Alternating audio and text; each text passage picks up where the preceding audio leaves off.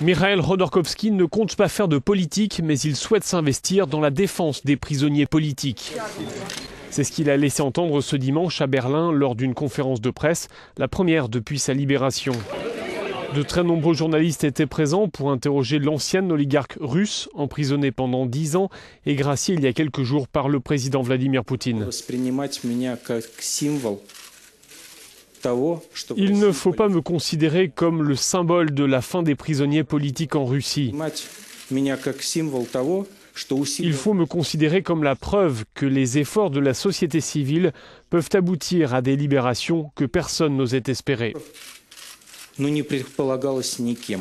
Mikhail Khodorkovsky dirigeait le géant pétrolier Yukos.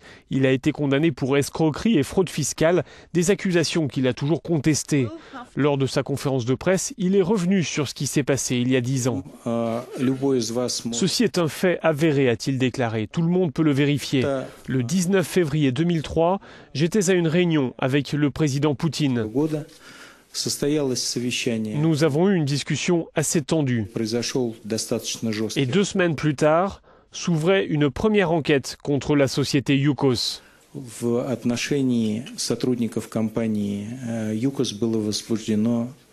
Ce sont des faits, tout le reste, c'est de l'interprétation.